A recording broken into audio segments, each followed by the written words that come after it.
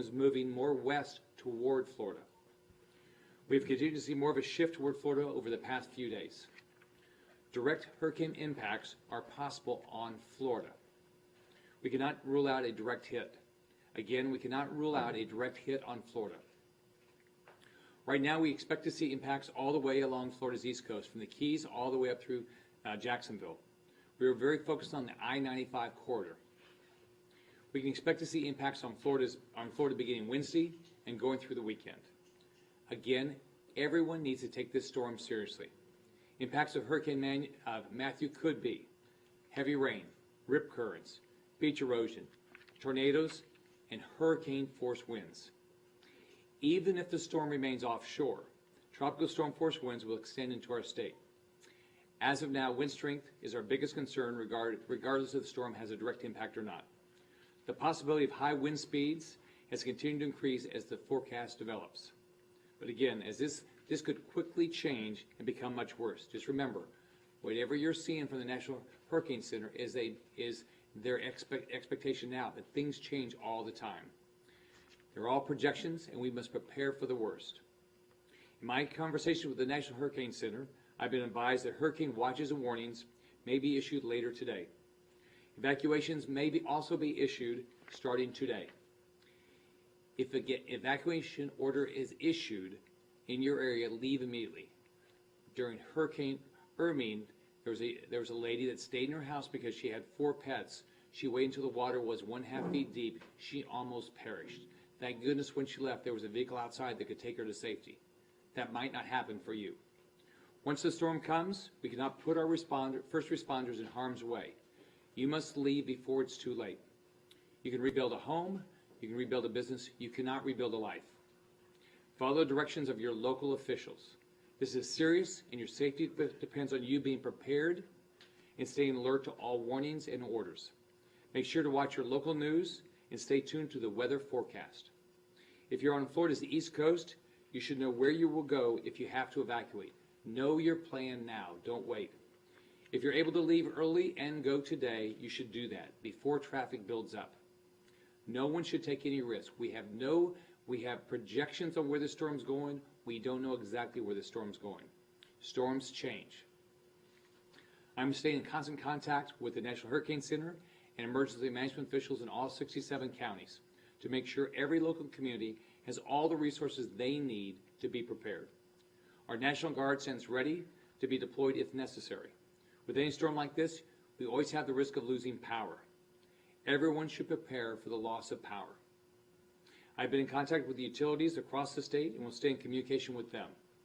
Many of them have already told me that they have pre-positioned resources so they can respond quickly. I've been in contact with the Florida Highway Patrol and the Florida Department of Transportation to make sure they're ready to go if people have to evacuate.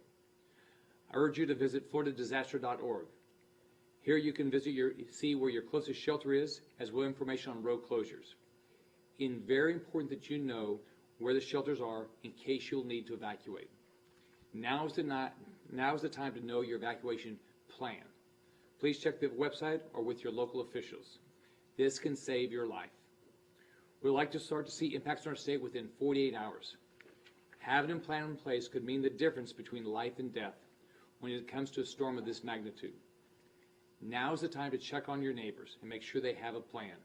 If you have any special needs, if you have any elderly, any neighbor you think that might need additional services, go check on them now and see if you can be helpful to them. We all have to work together to make sure we make it through this possibility of a catastrophic storm. Make sure to have at least 3 days of food, 3 days of water, have medication and battery-powered radio, backup batteries, a fully charged cell phone. If we lose power, you cannot recharge your cell phone. It might be your only way to communicate. It might be your only way to get information. Keep your cell phone charged. Again, if Matthew directly impacts Florida, the destruction could be catastrophic, and it could be deadly, and you have to be prepared. Regardless of the direct impact, we can expect Matthew to bring heavy rain to coastal communities. It's incredibly important that everyone does their part to combat Zika. You do that by getting rid of standing water. Any amount of standing water can serve as a breeding ground for mosquitoes. Everyone should dump the standing water around their homes and businesses. Encourage your friends and neighbors to do the same thing. Remember to wear long sleeves and wear bug repellent when you're outdoors.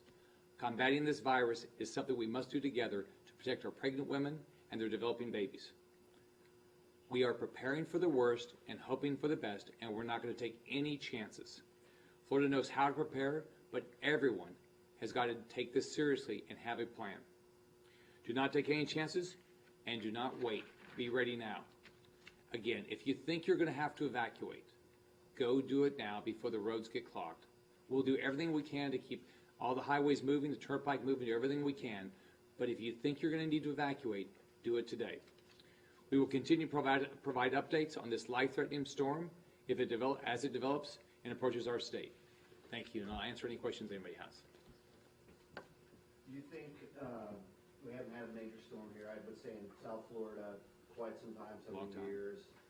Anywhere to say, really. Yeah, I mean, you had 10 obviously years. test run earlier this year. How complacent do you think people are? Especially this is sort of like an 11th hour, like, hey, it's in our way. So on top of that, so many people moved here. I mean, think how many people have never been through one. They think they can hunker down. You can't. I mean, you need to listen to local officials. If there's an evacuation order, you have to do it. You need to have 3 days of food, 3 days of water. Make sure you have your medicine, but keep your cell phone charged. If you lose power, we lost power in Hurricane Hermine. For some people, lost power for almost a week up in Tallahassee, and that was not even on the coast. So you could lose your power for a week, and so you're not going to be able to recharge your cell phone. So keep your cell phone charged now, because it might be the only way you're going to get information.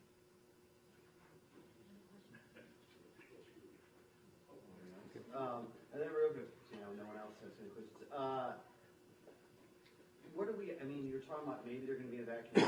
What can we see here in the Florida Keys, and what can we see in South Florida in the next 12 to 24 hours as far as evacuating people and getting them out of here? Because obviously a lot of people in South Florida have to move in. How smart is it to evacuate people? Is hunkering down actually maybe the better way and sheltering in place we can, because there seems to be... Right now, if you think there's a chance you're going to have to evacuate, you ought to go and go. I mean, you ought to get away from the impacted areas. That's the smartest thing to do. But we're going to, in our meeting here, we're constantly looking at it. Everybody's looking at it locally.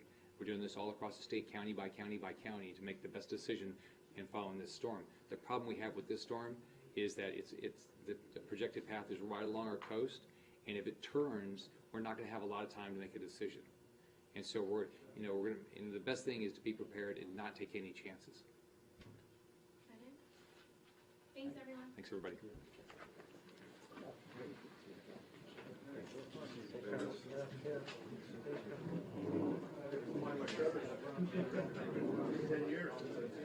Very good to see you.